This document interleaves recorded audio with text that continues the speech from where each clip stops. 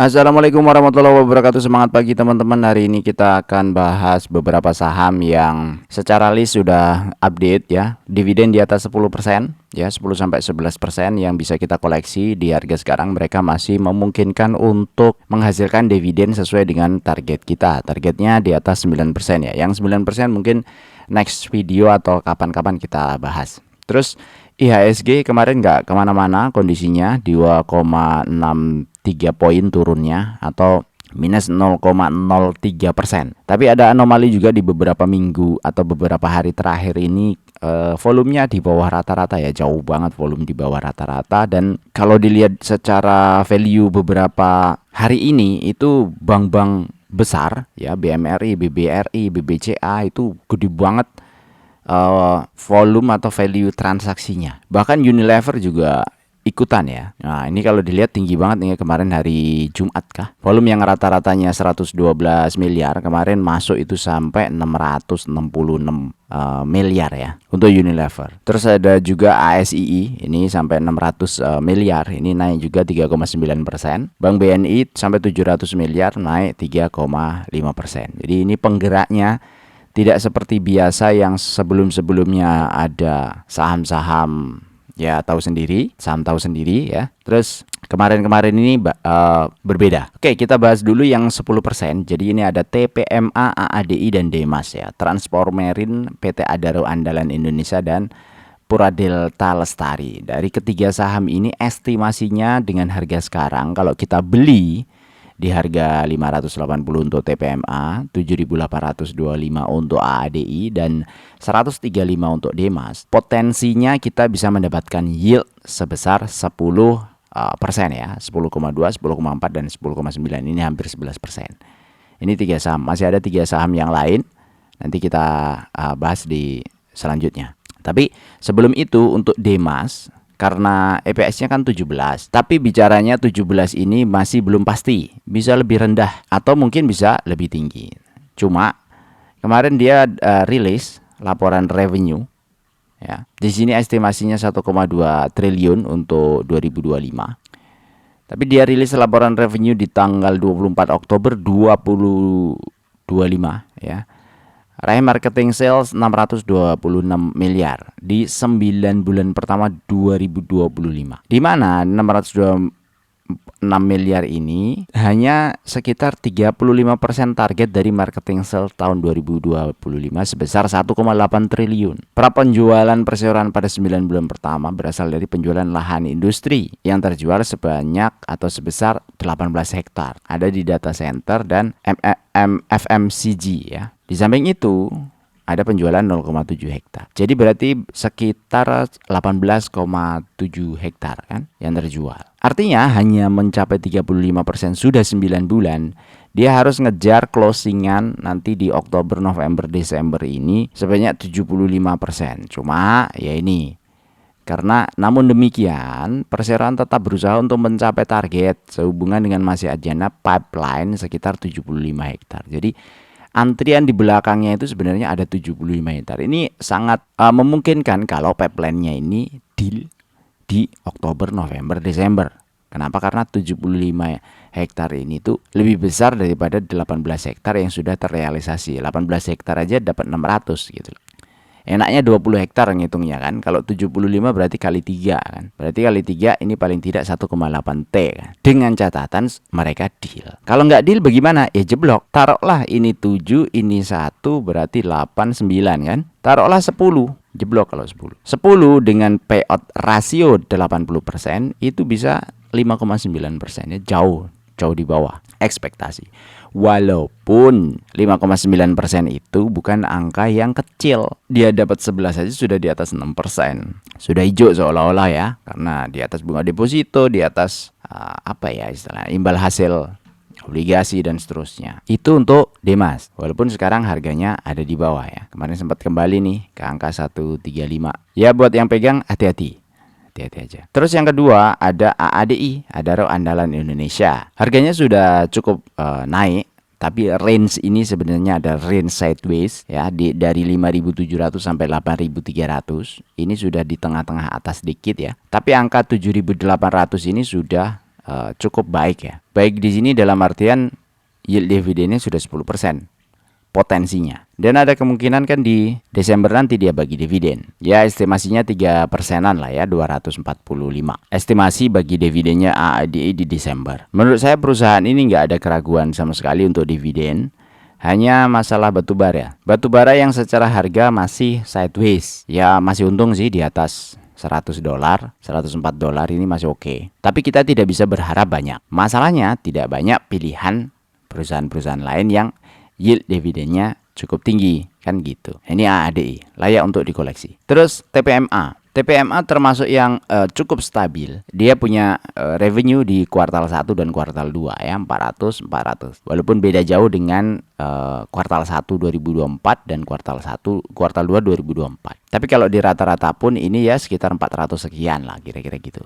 Itu dari sisi revenue. Pertama, revenue itu untuk menandakan bahwa perusahaan ini masih punya nafas ya, masih punya darah. Kan ini walaupun kategorinya minyak gas batu bara, tapi kegiatan utamanya itu menyewakan angkutan ya, jasa transportasi angkutan barang curah. Jadi ada tongkang kren, kapal tunda dan seterusnya. Dengan estimasi EPS 89, ini yang kecil aja yang kita ambil, TPMA masih berpotensi untuk bagi dividen itu sekitar Rp63, 10,9% kalau dilihat dari harga sekarang yang 580. Makanya harga wajarnya cukup tinggi karena masih punya yield 10% atau hampir 11%. Di harga wajar ini harga wajar dari 9% target ya. Kalau kita beli di 700 itu kita dapat 9% potensi dividennya. Dari sisi harga TPMA masih termasuk yang ada di bawah. Kemarin sempat ya 560 ya. Sekarang sih sudah 590. Tapi 580 590 ini adalah harga rata-rata sideways-nya dia. Di MA50 itu adalah 580 ya harganya. Baru MA20 itu ada di 572. Jadi harga sekarang itu sudah di tren kenaikannya dia. Cukup bagus. Selanjutnya ada CLPI. Harga CLPI terakhir 1275. EPS terakhirnya di 184. Dimana CLPI ini dari revenue juga masih stabil. Harusnya ini aman. Kemudian EPS-nya itu juga stabil. Harusnya ini aman. Taruhlah kuartal 1, kuartal 2 ini stabil, kuartal 3 dapatnya angka-angka segini juga. Berarti annualized-nya juga 184 ini memungkinkan untuk tercapai oleh CLPI. Payout ratio terakhir itu 76%. Jadi kita pakai saja. Maka estimasinya ada di 140 ya, 11%. CLPI juga termasuk yang dividennya dibagikan secara rutin setiap tahun dan konsisten. 2023 128, 2024 139. Dimana dengan harga sekarang yield itu adalah 10% dan 10,9. TPMA juga sama ya, 75 di 2023, 80 di 2024.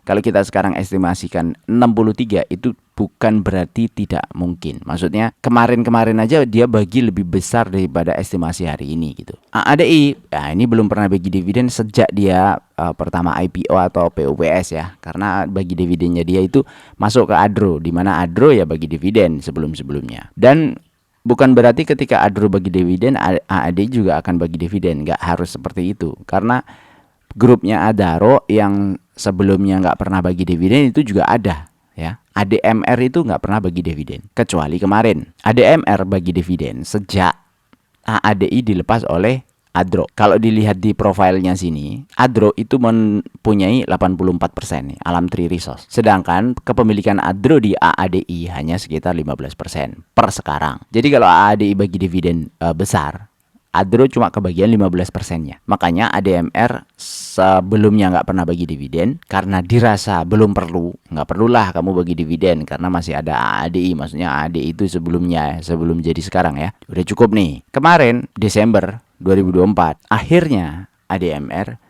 bagi dividen buat Adro terutama. Ya pasti kita kebagian ya. Dan mestinya itu akan berlanjut sampai seterusnya. Karena Adro butuh sebagai mother company-nya. Oke, kita lanjutkan lagi ke saham berikutnya ada MPMX. Di mana harga sekarang MPMX di 940, EPS-nya di 113, dividen payout ratio di 92%. Potensi dividen per tahunnya di 104 atau 11,1% di harga sekarang.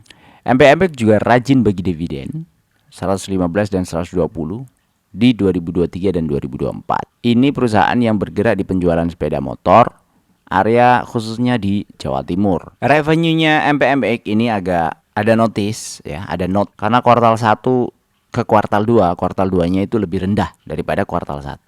Dan ini terendah sejak setahun terakhir. 3,4 triliun ini, yang di bawah ini pernah terjadi hanya di 2023. 2024 itu tidak pernah di bawah 3,8 T. Artinya performa 2024 itu lumayan bagus. Dan biasanya namanya orang jualan kalau udah bagus itu bisa menjagain stabil kalau marketnya tumbuh. Nah, sedangkan MPMX tidak seperti itu untuk kuartal 2. Ada beberapa faktor mungkin yang mempengaruhi karena jualannya sepeda motor di tahun 2025 posisinya nggak kemana-mana. September 2025 itu 567 unit, lebih rendah daripada Agustus dan lebih rendah daripada Juli. Nah, mungkin kalau dibicara grafik antara Juli 2025 dengan Juli 2024, Agustus 2025, Agustus 2024, September 2025, September 2024, September 2025 ini bisa lebih baik. Hanya saja itu tidak terjadi pada waktu bulan April 24 dibandingkan April 25.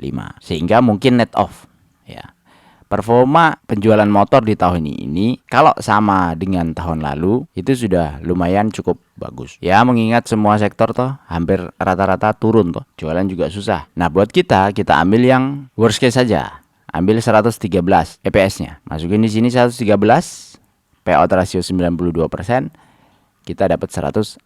Jadi yield dividen di 11,1. Ini juga masih hampir sama kira-kira dengan minggu-minggu sebelumnya. Tapi karena ada beberapa saham yang sudah lompat duluan, akhirnya keluar di dalam list ini. Salah satu sahamnya adalah Cita. Pada waktu 7 Oktober ya, mungkin ini masih di harga rata-ratanya dia. Terus ketika lompat nih naik 22%. Ya, naik 22% itu bukan kenaikan yang kecil, sehingga yield dividennya ketika dihitung di harga sekarang di 4.800 itu di bawah 10%. Ada sih Cita masih di bawah sini ya.